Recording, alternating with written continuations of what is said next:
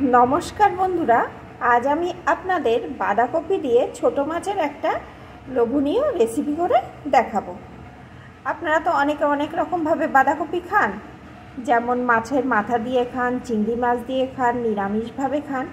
तबे आज आमी छोटो माछ दिए किभाबे बाँधाकपि रेसिपिटी करी प्लिज बंधुरा भिडियोटी एकटा लाइक दिए फुल वाच करुन। रान्नार जन्य एखाने आमी একটা ছোট সাইজের বাঁধাকপি কুচি কুচি করে কেটে নিয়েছি। আমি কিন্তু কুচিগুলো একটু মোটা করে নিয়েছি, যেহেতু আমি বাঁধাকপি ভাজবও না আবার ঘন্টও করব না। আমি ছোট মাছ দিয়ে বাঁধাকপিটা একটা তরকারি রান্না করব, তার জন্য একটু মোটা করে কেটে নিয়েছি। এখন এই কপির ভিতরে দিয়ে দেব একটু জল, কারণ আমি এই কপিটাকে একটু ভাপ দিয়ে নেব। কারণ এখন তো অসময়, বাঁধাকপি তো শীতের সবজি, তাই বাঁধাকপির ভিতরে কিন্তু একটা গন্ধ থাকে। শীতের সবজি হলে ভাপ না দিলেও চলে, যেহেতু এখন একটু গন্ধ থাকে তাই ভাপ দিয়ে যদি জলটা ফেলে দিই তাহলে কিন্তু সেই গন্ধটা থাকবে না, খেতেও ভালো লাগবে। এখন একটু জল দিয়ে দেব। আমি কিন্তু আগে 2-3 বার জল পাল্টে পাল্টে ভালো করে ধুয়ে নিয়ে এখন এই জল দিয়ে দিলাম। এইবার আমি একটু ভাপ দিয়ে নেব। তাহলে বন্ধুরা আমি ভাপ দিয়ে তারপরে ফিরে আসছি। আপনারা কিন্তু সাথেই থাকুন, পুরো ভিডিওটা না দেখলে কিন্তু বুঝতে পারবেন না আমি কেমন করে রেসিপিটি করছি। কপিটাকে এখানে আমি ভাপ দিয়ে নিয়ে ফিরে এসেছি। দেখুন বন্ধুরা কপিটা কমে কতটুকু হয়ে গেছে। এখন এই জল থেকে সেঁকে কপিগুলোকে আমি তুলে নেব, আর এই জলটা কিন্তু আমি ফেলে দেব। এই জল কিন্তু আমি কোনো কাজে আর লাগাবো না, তাহলেই কপির যে গন্ধটা সেটা কিন্তু আর থাকবে না। বাঁধাকপিটা যেহেতু আমি ছোট মাছ দিয়ে রান্না করব, তাই এখানে আমি কিছুটা পরিমাণ ছোট মাছ নিয়ে নিয়েছি। এই ছোট মাছের ভিতরে আছে ছোট শিঙি মাছ, ছোট বেলে মাছ, ছোট ট্যাংরা, ছোট পাকাল, বিভিন্ন রকম ছোট মাছ এখানে আমি একসাথে কেটে ধুয়ে পরিষ্কার করে নিয়ে নিয়েছি। এখন এই মাছগুলোর ভিতরে দিয়ে দেব একটু হলুদ গুঁড়ো,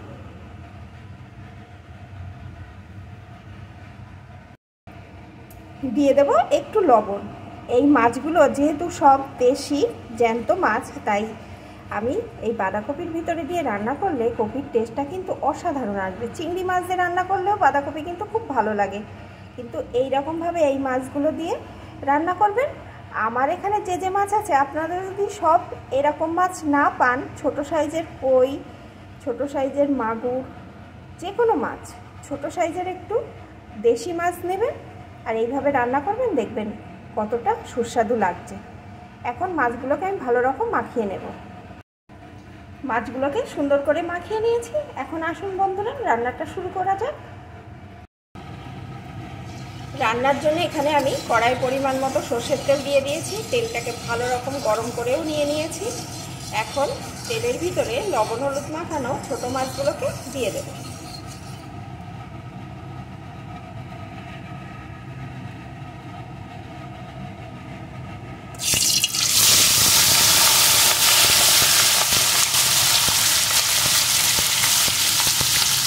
মাছগুলোকে আমি একটু ভেজে নেব।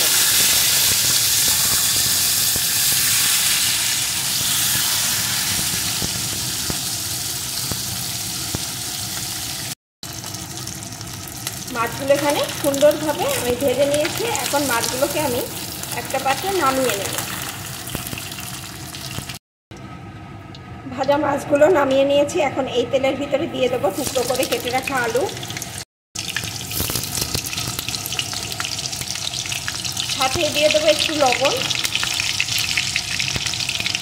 এখন লবণটাকে দিয়ে আলুটা সুন্দর ভেজে নেব।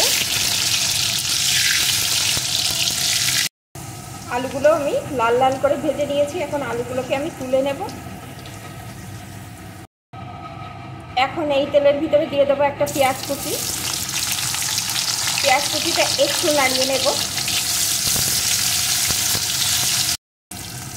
পেঁয়াজ কুচিটা আমি কিন্তু লাল লাল করে ভাজিনি, একটু নাড়িয়ে নিলাম তেলের সাথে। এখন ভাপ দিয়ে রাখা কপিটা এর ভিতরে ঢেলে দেবো।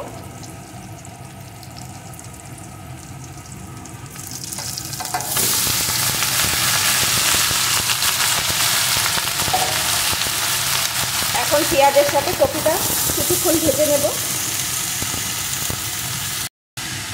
কপিটা আমি বেশ কিছুক্ষণ ধরে ভেজে নিয়েছি। আমি যেহেতু কপির ভিতরে কোনো রকম লবণ হলুদের গুঁড়ো দেইনি, তাই কালারটা কিন্তু এরকমই আছে, কিন্তু কপিটা কিন্তু ভালো রকম ভাজা হয়ে গেছে। দেখুন বন্ধুরা কতটা কমে গেছে। এখন কপিটাকে আমি একটা পাত্রে নামিয়ে নেব। আর পেঁয়াজের সাথে ভেজে নিয়েছি, তাহলে কপির ভিতরে পেঁয়াজের গন্ধটা ভালো রকম মিশে যাবে আর কপিটা খেতে ভালো লাগবে। এখন একটা পাত্রে আমি কপিটাকে নামিয়ে নেব। কপিটা নামিয়ে কড়াইয়ে আমি আরেকটু তেল বসিয়ে দিয়েছি। এখন এই তেলের ভিতরে ফোড়নে দিয়ে দেব একটা শুকনো লঙ্কা, একটু গোটা জিরে। এখন ফোড়নটা সুন্দর করে ভেজে নেব। ফোড়নটা এখানে লাল লাল করে ভেজে নিয়েছি। এখন এর ভিতরে আমি দিয়ে দেব জিরে আদা বাটার পেস্ট,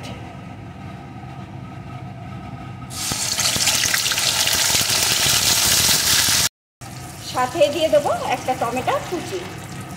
এখন এগুলো একটু ভেজে নেব।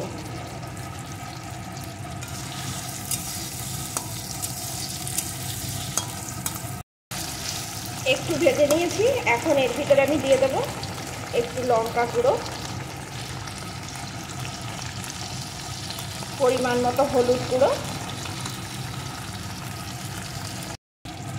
একটু চিনি, স্বাদ মতো লবণ, সামান্য একটু জল। এখন মশলাটা আমি সুন্দর করে কষিয়ে নেব।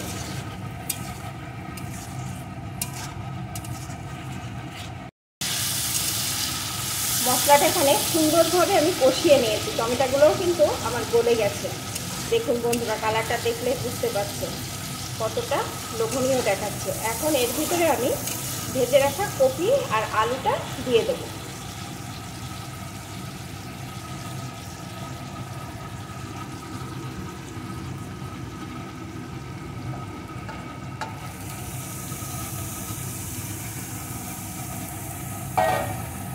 সাথে ভেজে রাখা আলুটাও দিয়ে দেব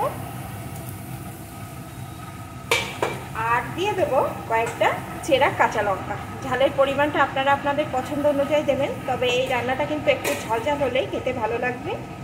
আর আমি একটু চিনি দিলাম, তাহলে স্বাদের ব্যালেন্সটা ভালো আসবে। আপনারা যদি না চান তাও নাও দিতে পারেন। এখন এই মশলার সাথে কপি আর আলুটা আরও কিছুক্ষণ ভালো করে কষিয়ে নেব। বেশ কিছুক্ষণ আমি মশলার সাথে কপি আর আলুটা কষিয়ে নিয়েছি। দেখুন বন্ধুরা কেমন তেল ছেড়ে দিয়েছে।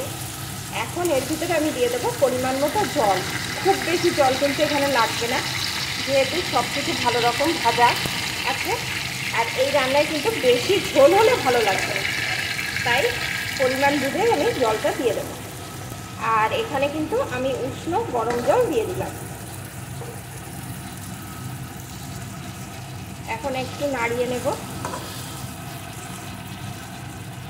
যেহেতু রান্নাটা হতে আর সময় বেশি লাগবে না, তাই এর ভিতরে আমি ভেজে রাখা ছোট মাছগুলোকেও দিয়ে দেবো।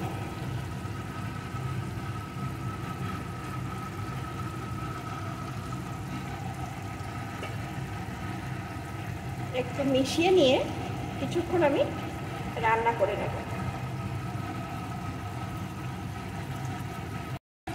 মাছগুলো দিয়েও আমি বেশ কিছুক্ষণ রান্না করে নিলাম।